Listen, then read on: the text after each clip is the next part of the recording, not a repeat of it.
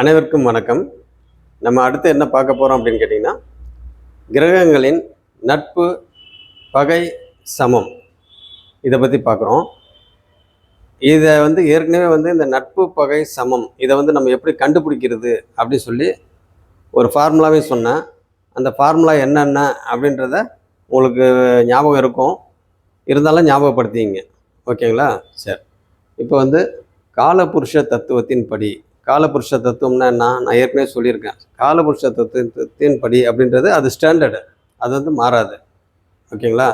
அப்போ காலபுருஷ தத்துவத்தின் படி முதலாவது வீடு மேஷம். ஓகே, அந்த மேஷத்தோட அதிபதி செவ்வாய். அப்போ அந்த செவ்வாய்க்கு மூலத்திரிகோண வீடு எது? அப்போ செவ்வாய்க்கு 2 வீடு இருக்குது. என்னென்ன வீடு? மேஷம், விருச்சகம், 2 வீடு இருக்குது. இந்த 2 வீட்டில் எது மூலத்திரிகோண வீடு? மேஷம் தான் மூலத்திரிகோண வீடு. அப்போ அந்த முதலாவது வீடு மேஷம். அந்த மேஷத்தில் இருக்கிற செவ்வாய்க்கு 2ஆம் வீட்டில் இருக்கிற சுக்கிரன் பகையா நட்பா சமமா அப்படின்னு பார்த்தா, நான் ஃபார்முலாவில் என்ன சொல்லியிருந்தேன் ஏற்கனவே, ஒரு கிரகம் நட்பாக இருக்குது அப்படின்னா அது எந்தெந்த இதில் வரும் அப்படின்றது சொன்னேன். என்னென்ன வரும்? மூலத்திரிகோணத்தில் இருந்து, ஃபார்முலா இதுதான், மூலத்திரிகோணத்தில் இருந்து 2, 4, 5, 8, 9, 12 இதில் இருந்தாக்க நட்பு. பகை அப்படின்னா 3, 6, 7, 10, 11 இதில் இருந்தால் பகை. ஓகேங்களா? அதே மாதிரி சமம் அப்படின்னா ஒரு நட்பு ஒரு பகை இப்படி இருந்தாக்க அது சமம், நியூட்ரல் ஆகிடும், அது சமம். அது எப்படின்றத ஏற்கனவே சொன்னால், இருந்தாலும் நான் சொல்கிறேன். இப்போ பார்த்தீங்கன்னா, காலபுருஷ தத்துவத்தின்படி முதலாவது வீடு மேஷம் அப்படின்னு உங்களுக்கு ஏற்கனவே தெரியும். அந்த வீட்டோட அதிபதி செவ்வாய். அந்த செவ்வாய்க்கு சுக்கிரன் நட்பா சமமா பகையா அப்படின்னு பார்த்தோம்னா, 2வது வீடு எது? ரிஷபம். ரிஷபத்தோட அதிபதி சுக்கிரன். அப்போ செவ்வாய்க்கு சுக்கிரன் நட்பா பகையா பார்த்தோமா அப்படின்னாக்க, அப்போ நட்புக்கு வரணும்னா என்ன நம்பர் வரணும்? நான் ஏற்கனவே சொன்ன பாருங்க, 2, 4, 5, 8, 9, 12. அப்போ இதில் 2ஆம் நம்பர் வருதா? அப்போ 2ஆம் நம்பரில் இருக்கிற சுக்கிரனுக்கு செவ்வாய்க்கு சுக்கிரன் என்னது? நட்பு. அதே மாதிரி இன்னொரு வீடு சுக்கிரனோட வீடு இருக்குது. அது எந்த வீடு? துலாத்தோட வீடு, துலாம். ஓகேங்களா? துலாத்தோட அதிபதி சுக்கிரன். அப்போ காலபுருஷ தத்துவத்தின்படி 7ஆம் வீடு எது? துலாம். அப்போ துலாத்தோட அதிபதி சுக்கிரன். அப்போ அந்த முதலாவது வீட்டில் இருக்கிற செவ்வாய்க்கு 7ஆம் வீட்டில் இருக்கிற சுக்கிரன் என்னது? நட்பா பகையா சமமா அப்படின்னு பார்த்தா, பகைக்கு ஒரு ஃபார்முலா ஏற்கனவே சொல்லியிருக்கேன் இல்லைங்களா? என்னது? 3, 6, 7, 10, 11 இதில் இருந்தால் பகையில் இருக்குதுன்னு அர்த்தம். ஓகேங்களா? அப்போ இது 7ஆம் நம்பர் இங்கே வருதா? துலாம் காலபுருஷ தத்துவத்தின்படி 7வது வீடு. அப்போ அந்த 7வது வீட்டோட அதிபதி செவ்வாய்க்கு பகை வருதுங்களா? ஓகே. அப்போ ரிஷபத்தில் இருக்கிற சுக்கிரன் என்னது? நட்பு. துலாத்தில் இருக்கிற சுக்கிரன் பகை. அப்போ ஒரு நட்பு ஒரு பகை இப்படி வந்தால் அது சமம், நியூட்ரல் ஆகிடுச்சு. ஓகேங்களா? அதே மாதிரி ஒவ்வொரு கிரகத்துக்கும் நான் அன்றைக்கி சொன்னேன். அதே மாதிரி இந்த ஃபார்முலா எல்லா கிரகத்துக்கும் நீங்கள் அப்ளை பண்ணிங்கனாக்க கரெக்டாக எது எது நட்பு, பகை, சமம் எது எது வருன்றது உங்களுக்கு எல்லாமே தெரிஞ்சிடும். ஓகேங்களா? சரி. அன்றைக்கி நான் உங்களுக்கு அந்த பலம் அதை பற்றி சொல்லி கொடுத்தேன் இல்லைங்களா? என்னென்ன பலம்? ஸ்தான பலம், திருக் பலம், திக் பலம். மொத்தம் 6 விதமான பலம் இருக்குது. மொத்தம் 6 விதமான பலம் இருக்குது. அது பேர் தான் ஷட்பலன். அன்றைக்கி நான் சொன்னேன். அந்த ஷட்பலத்தில் உங்களுக்கு நான் என்னென்ன சொல்லி கொடுத்தேன்? ஸ்தான பலம், திருக் பலம், திக் பலம், அது 3 சொல்லி கொடுத்துருக்கேன். ஸ்தான பலம்ன்றது என்னது? ஆட்சி, உச்சம், நீச்சம், நட்பு, பகை, சமம். இதெல்லாம் என்னது? இதெல்லாம் என்னது? ஸ்தான பலம். ஸ்தான பலத்தில் என்னென்னு சொன்னால், ஃபஸ்ட்டு உச்சம், மூலத்திரிகோணம், ஆட்சி, அப்புறம் நட்பு, பகை, நீச்சம், சமம், இது எல்லாமே வந்துடும். இதுதான் ஸ்தான பலம். ஓகேங்களா? இந்த ஸ்தான பலத்தில் வந்து நம்ம இதெல்லாம் தெரிஞ்சுக்கிட்டு எந்தெந்த கிரகம் எங்கெங்கே உச்சமாகுது, எது வந்து மூலத்திரிகோணத்தில் இருக்குது, எந்த கிரகம் வந்து நீச்சமாக இருக்குது, எந்த கிரகம் வந்து உச்சமாக இருக்குது, எந்த கிரகம் வந்து இதாக இருக்குது. ஓகேங்களா? இதெல்லாம் வந்து நம்மளுக்கு தெரிஞ்சாதான் பலன் எடுக்க முடியும், ஜாதகத்தில் பலன் எடுக்க முடியும். அதே மாதிரி இந்த நட்பு, பகை, சமம் இதுவும் பார்த்திங்கனாக்கா நம்மளுக்கு ரொம்ப ரொம்ப முக்கியம் பலன் எடுக்கிறதுக்கு. ஓகேங்களா? சரி, இப்போ நான் அன்றைக்கே சொல்லியிருந்தேன். என்ன சொல்லியிருந்தேன்? திருக்பலம். திருக்பலம்னா என்னது? பார்வைகள். ஓகேங்களா? திருக்பலம்னா பார்வைகள். பார்வைகளில் எந்தெந்த கிரகம் எங்கெங்கே பார்க்கும் அப்படின்றது சொன்னேன். எங்கெங்கே பார்க்குன்றதை மறுபடியும் நான் சொல்கிறேன் பாருங்கள். ஃபஸ்ட்டு வந்து சூரியன் எங்கே பார்க்கும்? சூரியன் வந்து 7ஆம் பார்வையாக ஒரு பார்வையை பார்க்கும். அடுத்து சந்திரன் வந்து 7ஆம் பார்வையாக ஒரு பார்வை பார்க்கும். அடுத்தது புதனும் பார்த்திங்கனாக்கா 7ஆம் பார்வையாக ஒரே பார்வை தான் பார்ப்பார். அடுத்தது செவ்வாய்க்கு பார்த்திங்கனாக்கா 3 பார்வை இருக்குது. என்னென்ன பார்வை? 4, 7, 8 3 பார்வை இருக்குது. அதே மாதிரி சனிக்கும் பார்த்திங்கனாக்கா 3 பார்வை இருக்குது. என்னென்ன பார்வை? 3, 7, 10 இந்த 3 பார்வை இருக்குது. அடுத்தது வேறு என்ன? குருக்கு வந்து 3 பார்வை இருக்குது. என்னென்ன பார்வை குருக்கு? 5, 7, 9 இந்த 3 பார்வை இருக்குது. எல்லாத்தையும் சொல்லிட்டேனா இல்லை ஏதாவது விட்டுட்டேனா? ஓகே, எல்லாம் சொல்லிட்டேன்னு நினைக்கிறேன். சூரியனுக்கு சொல்லியாச்சு, செவ்வாய்க்கு இது சூரியன் சொல்லியாச்சு, சந்திரன் சொல்லியாச்சு, அடுத்து செவ்வாய்க்கு சொல்லியாச்சு. அடுத்தது ராகு கேதுக்கு தான் சொந்த வீடு கிடையாது. ஓகேங்களா? அதனால் வந்து அது அவங்களுக்கு என்ன இல்லை, பார்வைகள் கிடையாது. அடுத்தது மற்றது என்ன இருக்குது? செவ்வாய்க்கு சொல்லியாச்சு, புதனுக்கு சொல்லியாச்சு, அடுத்தது குருவுக்கும் சொல்லியாச்சு, சனிக்கும் சொல்லியாச்சு. ஓகேங்களா? சரி, இது வந்து பார்வைகள் என்னென்னன்றது உங்களுக்கு ஏற்கனவே சொன்னது தான், மறுபடியும் உங்களுக்கு ஞாபகப்படுத்துகிறேன். அடுத்தது திக்பலம். திக்பலம் வந்து எந்தெந்த கிரகம் எங்கெங்கே வந்து திக்பலமாக ஆகும். திக்பலம்னு என்னது? திசையை குறிக்கிறது. தசை கிடையாது, திசைக்கும் தசையும் கன்ஃபியூஸ் பண்ணிக்காதீங்க. ஓகேங்களா? ஓகே, இப்போ திக்பலம் அப்படின்னா என்ன அப்படின்னு கேட்டிங்கன்னா, முதலாவது வீட்டில், அதாவது லக்னத்தில் முதலாவது வீட்டில் குருவும் புதனும் இருந்தாக்க அவங்க திக்பலமாக இருக்கிறாங்க அப்படின்னு அர்த்தம். ஓகேங்களா? அதே மாதிரி 4ஆம் வீட்டில் சந்திரனும் சுக்கிரனும் இருந்தால் திக்பலமாக இருக்கிறாங்க. ஓகேங்களா? அதே மாதிரி 7ஆம் வீட்டில் சனி இருந்தால் திக்பலமாக இருக்கிறாரு. அதே மாதிரி 10ஆம் வீட்டில் பார்த்திங்கன்னா சூரியனும் செவ்வாயும் இருந்தால் அவங்க திக்பலமாக இருக்கிறாங்க அப்படின்னு அர்த்தம். ஓகேங்களா? அதாவது திக்பலம் இது எதுக்கு ஈக்குவலாக நம்ம சொல்லலாம் அப்படின்னு பார்த்திங்கன்னா, ஒரு ஆட்சிக்கு நிகரான பவரில் இருக்குது அப்படின்ற மாதிரி சொல்லலாம். இதெல்லாம் எப்போ நம்மளுக்கு வந்து இந்த பலன்லாம் நம்மளுக்கு எப்போ கொடுக்கும்? திக்பலமாக இருக்குது அப்படின்னாக்கா, இதில் 1ல் வந்து குரு புதன் இருக்குது, 4ல் வந்து சந்திரன் சுக்கிரன் இருக்குது, 7ல் வந்து சனி இருக்குது, 10ல் வந்து சூரியன் செவ்வாய் இருக்குது. இவங்கெல்லாம் எப்போ வந்து நம்மளுக்கு வந்து இது கொடுப்பாங்க பலனை?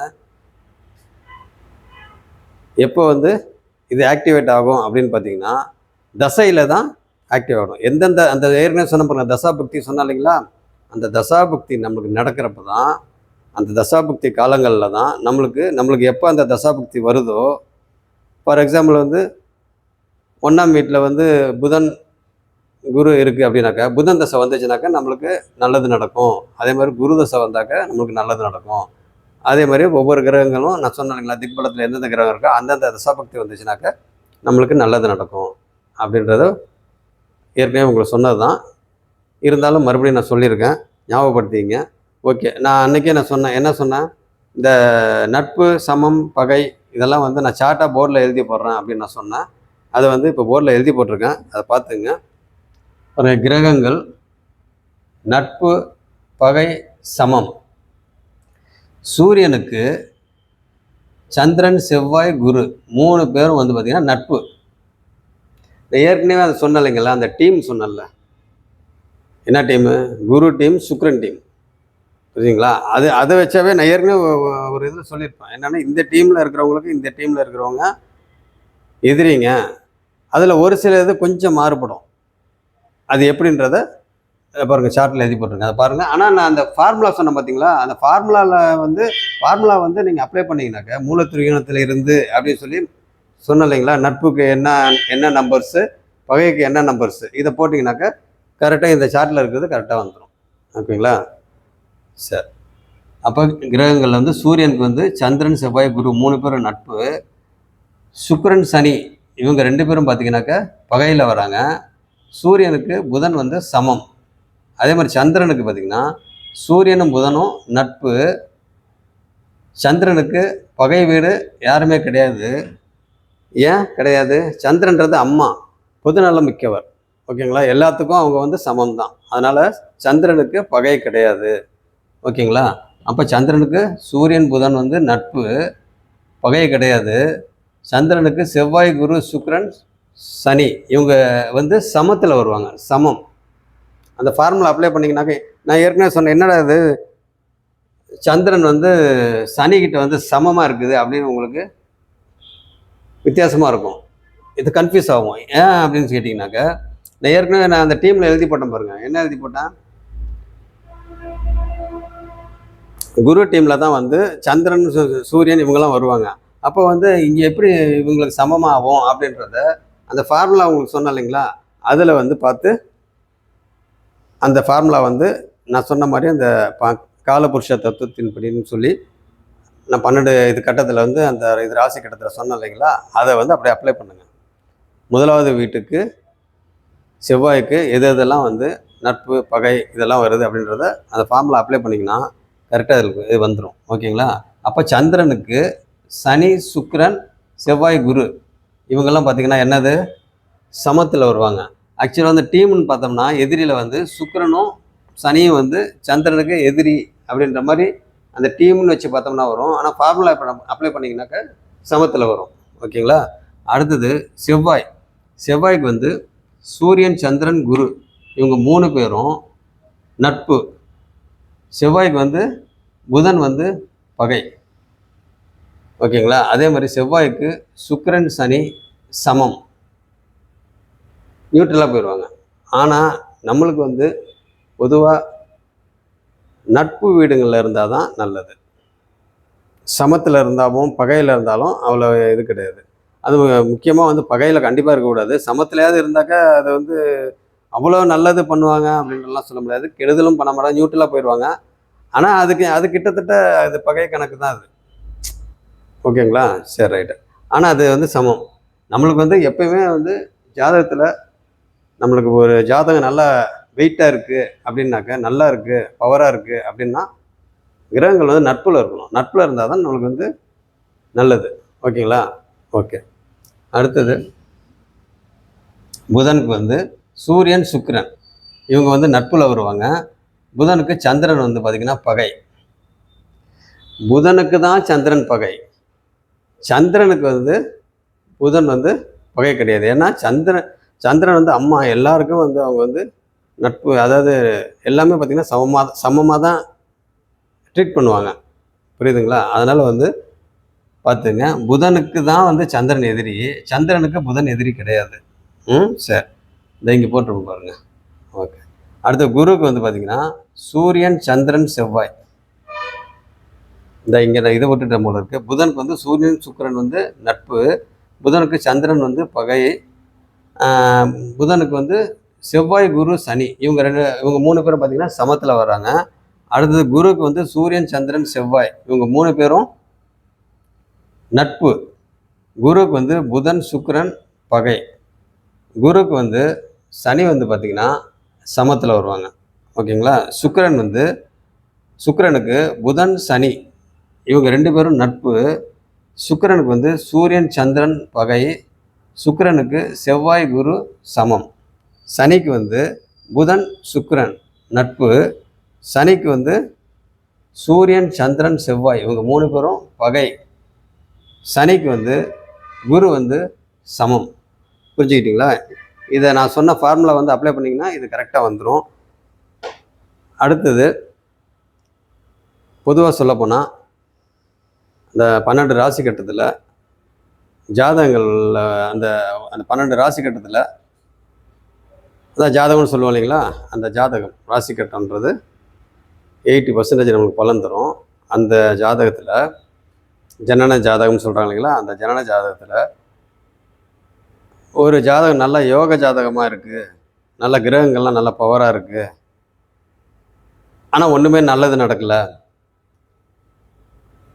அதாவது நம்ம அந்த ஆரம்பத்தில் என்ன சொல்லி கொடுத்தோம், அந்த ஃபார்முலாலாம் அப்ளை பண்ணுறப்ப ஒன்றும் நல்லது நடக்க மாட்டேங்குது, நம்ம சொல்லி கொடுத்ததுக்கு ஆப்போசிட்டாக எல்லாம் நடக்குது அப்படின்னு எல்லாம் நினைப்பீங்க. அதுக்கு ஒரு முக்கியமான காரணம் என்ன அப்படின்னு கேட்டிங்கன்னா, ஜாதகம் நல்லா இருந்தாலும் வெயிட்டாக இருந்தாலும் நல்ல 80%, 70%, 90% நல்ல பவராக இருந்தாலும் தசாபுக்திகள் வந்து சப்போர்ட் பண்ணணும். தசாபுக்திகள் இப்போ ஏதோ ஒரு நல்ல கிரகம் வந்து சுபகிரகங்கள் வந்து பார்த்திங்கனாக்கா உச்சமாக இருக்குது, ஆட்சியாக இருக்குது அப்படின்னாக்க அது எப்போ நம்மளுக்கு நல்லது பண்ணும், அந்த தசை நடக்கணும். ஃபார் எக்ஸாம்பிள் வந்து சுக்கிரன் வந்து ஆட்சியாக இருக்குது அப்படின்னாக்கா சுக்கிர தசை வரணும், இல்லை சுக்கிர புக்தி நம்மளுக்கு வரணும், அப்போ தான் நல்லது பண்ணும். ஓகேங்களா? அதே மாதிரி மற்ற எல்லா கிரகத்துக்கும் இதே மாதிரி தான். ஓகேங்களா? அந்த தசா வரணும், அந்த தசா புக்திகள் காலங்களில் தான் நம்மளுக்கு நன்மை நடக்கும். இப்போ சில ஜாதகத்தில் பார்த்திங்கனாக்கா 40%, 50% தான் வெயிட்டாக இருக்கும். அதோட மார்க்கே பார்த்திங்கன்னா அவ்வளோதான். அந்த ஜாதகத்துக்கு 40-50% தான் நம்ம கொடுக்க முடியும். ஆனால் அவங்க பார்த்திங்கனாக்கா சூப்பராக இருப்பாங்க. அது காரணம் என்னன்னா தசா புக்தி வந்து சப்போர்ட் பண்ணும். அந்த தசா அவங்க காலத்தில் வரும். சில பேருக்கு வந்து பார்த்திங்கன்னா இப்போ லக்னாதிபதி நேர்னு சொன்னீங்களா, எல்லாம் லக்னாதிபதி சொன்னார். இப்போ லக்னாதிபதி தசையே வரல அப்படின்னாக்க நம்மளுக்கு வந்து அவ்வளோ பவராக இல்லைன்னு அர்த்தம். இப்போ லக்னாதிபதி தசை வந்து நம்மளுக்கு ஏஜ் ஆகி ஒரு 80 வயசு 70 வயசுக்கு மேலே வருது அப்படின்னா என்ன யூஸு? ஒரு யூஸுமே கிடையாது. அதேமாதிரி வந்து புதன் தசை வரணும் அப்படின்னாக்க எப்போ வரணும்? நம்ம படிக்கிற காலத்தில் வரணும், நம்ம படிக்கிற அந்த பருவத்தில் வரணும். படிக்கிற பருவத்தில் வந்தால் தான் புதன்றது என்னது? அறிவு சார்ந்த. அப்போ தான் வந்து நம்ம நல்லா படிப்பாங்க. அப்புறம் புதனுக்கு முன்னாடி வந்து பார்த்திங்கன்னா என்னது? சனி தசையில் ஒருத்தவங்க பிறக்கிறாங்க அப்படின்னாக்கா அந்த டைமில் கொஞ்சம் ஒரு மாதிரியாக இருந்துச்சு அப்படின்னா கூட அடுத்தது பார்த்திங்கன்னா புதன் கரெக்டாக ஒரு 7வது 8வது ஒரு 10வது படிக்கிறப்ப வந்து புதன் தசை வருதுனாக்கா அதுலேருந்து பார்த்திங்கன்னா 17 வருஷம் புதன் தசை. அப்போ வந்து பார்த்திங்கனாக்கா சூப்பராக நல்லா படிப்பாங்க. அடுத்தது வந்து பார்த்திங்கன்னா அப்படியே கேது, அப்புறம் பார்த்திங்கன்னா சுக்கிரன் தசை இது வர அவங்களுடைய லக்னம் எந்த லக்னமோ அதுக்கு தகுந்த மாதிரி நம்மளுக்கு அந்த லக்னத்துக்கு இந்த தசாக்கள்லாம் நம்மளுக்கு நல்லது பண்ணுமா கெடுதல் பண்ணுமா எப்படி என்னன்றது எல்லாமே பார்த்திங்கனாக்க நம்ம ஜாதகங்களை வச்சு ப்ளஸ்ஸு அதோட பலன் வந்து நம்மளுக்கு நடக்குமா நடக்காதான்றது தசாபக்திகளை வச்சு. ஓகேங்களா? தசாபக்தி வந்து நம்மளுக்கு ஜாதகம் வெயிட்டாக இருந்தாலும் சப்போர்ட் பண்ணலன்னா நம்மளுக்கு நல்லது நடக்காது. ஜாதகம் மட்டும் நல்லா இது வலுவாக இருக்குன்னு நம்ம வந்து இது நினச்சிக்கிட்டே இருக்க வேண்டியது தான், எதுவுமே நடக்காது பெருசாக. புரிஞ்சுக்கிட்டிங்களா? சரி இதோடு முடிச்சுக்கிறேன். ரொம்ப போட்டு குழப்பி விட்டேன்னு நினைக்கிறேன். ஒன்றும் குழப்புறதெல்லாம் ஒன்றும் கிடையாதுங்க. இதில் வந்து இன்ட்ரெஸ்ட் மட்டும்தான். நான் மறுபடியும் சொல்கிறேன், இன்ட்ரெஸ்ட் மட்டும் இருந்துச்சுனாக்க எவ்வளோ பெரிய விஷயத்தையும் சாதிக்கலாம். ஓகேவா? புதன் மட்டும் ஒருவரோட ஜாதகத்தில் வந்து ஸ்ட்ராங்காக இருந்துச்சு அப்படின்னா அவங்க எந்த சூழ்நிலையிலையும் சூப்பராக இருப்பாங்க. அதுக்கும் புதன் தசா வரணும், புதன் புக்தி வரணும். ஓகேங்களா? எல்லாத்துக்கும் தசா தான். இங்கே ஒருத்தர் ஜாதகம் வந்து பார்த்திங்கன்னா அவங்களுக்கு இன்ட்ரெஸ்ட் இருக்கும், சின்ன வயசுலேயே தான் இன்ட்ரெஸ்ட் இருக்கும். ஜாதகம் எப்படா கற்றுக்கிறது, இது ஜாதகம்ன்றான். ஜோதிடம் வந்து எப்படி இது கற்றுக்கிறது, எங்கே போய் கற்றுக்கிறது, அதுக்கு எங்கே போகணும், என்ன ஏது அப்படின்றது ஒன்றுமே புரியாது. ஆனால் புக்கை பிரித்து பார்ப்பாங்க. நம்ம மூல நூல்கள்லாம் பிரித்து பார்ப்பாங்க. பிரித்து பார்க்குறப்ப பார்த்திங்கனாக்கா புரியாது. ஐயோ இது நம்ம வந்து எங்கேயாவது ஒரு கிளாஸுக்கு போகணும் அப்படின்ற அந்த இது கூட அவங்க நாலேஜ் கூட இருக்காது. எங்கே போனால் நம்ம வந்து கற்றுக்கலாம் அப்படின்னு. ஏன் அந்த நாலேஜ் கூட அவங்களுக்கு இருக்காது அப்படின்னா அப்போ வந்து அவயோக தசை நம்மளுக்கு நடந்துகிட்டு இருக்கும். யோக தசை நடக்காது. அதில் முக்கியமாக புதன் வந்து சம்மந்தப்பட்டு இருக்காது. எப்போ வந்து ஒருவர் ஜாதகத்தில் வந்து புதன் அதாவது புதன் தசாபுக்தி நடந்துட்டு இருக்கிறப்ப தான் ஒருத்தர் வந்து பார்த்தீங்கன்னாக்கா இந்த ஜோதிடத்தில் வந்து ஈர்ப்பு வரும். அதில் வந்து நல்லா உள்ளே போய் நல்லா அனலைஸ் பண்ணுவாங்க, நல்லா கற்றுக்குவாங்க. அவங்களுக்கு பார்த்தீங்கன்னாக்கா 2ஆம் இடத்துல வந்து சனியும் வந்துச்சு அப்படின்னாக்கா அவங்க என்ன பண்ணுவாங்க, நல்லா பேசுவாங்க. அதே மாதிரி புதனும் நல்லா வளர்த்துருக்கும். 2ஆம் இடத்தோட சனி சம்மந்தப்பட்டுருச்சு அப்படின்னாக்கா அவங்க ஜோதிடத்தில் கொஞ்சம் நல்ல விதமாக வருவாங்க. ஓகேங்களா? சரி, ரொம்ப இது பண்ணிட்டேன், பார்த்துங்க. அடுத்த கிளாஸில் வந்து என்னன்றதை நம்ம பார்ப்போம். இப்போ நான் ஆரம்பத்துலேருந்து உங்களுக்கு என்னென்னலாம் சொல்லி கொடுத்தனோ அதை மறுபடியும் நீங்கள் வந்து வீடியோவை போட்டு கேளுங்க. 2வது வந்து எல்லாத்தையும் ஒரு நோட்டு போட்டு எழுதுங்க. கையில் எழுத பார்த்தீங்கன்னாக்கா எந்த வயசானாலும் எழுத மறுபடியும் நான் அதை தான் சொல்கிறேன். எழுத பார்த்தீங்கன்னாக்கா நல்லா நிற்கும். அது மறுபடியும் மறக்கவே மறக்காது. நீங்கள் அடுத்தடுத்த ஜாதகங்கள்லாம் நீங்கள் உங்கள் வீட்டில் இருக்க ஜாதகங்கள், உங்கள் ஃப்ரெண்ட்ஸ் ஜாதகங்கள், உங்கள் ஜாதகங்கள்லாம் உங்கள் ஜாதகம் இதெல்லாம் எடுத்து நீங்கள் பார்க்குறப்பயே வந்து உங்களுக்கு புரிய ஆரம்பிச்சிடும். அதுக்கப்புறம் வந்து ஒரு என்ன வரும், கான்ஃபிடென்ட் வந்துடும் உங்களுக்கு. பரவாயில்ல, ஓரளவுக்கு நம்ம கணிக்கிறோம், நம்ம சொல்கிறதெல்லாம் கரெக்டாக இருக்குது அப்படின்னு ஒரு நம்பிக்கை வந்துடும். நம்பிக்கை வந்துச்சுனாக்கா அதுக்கப்புறம் நீங்கள் ஈஸியாக பலன் எடுக்கலாம். ஓகேங்களா? சரி, ஓகே, இதோட முடிச்சுக்கிறேன். நன்றி.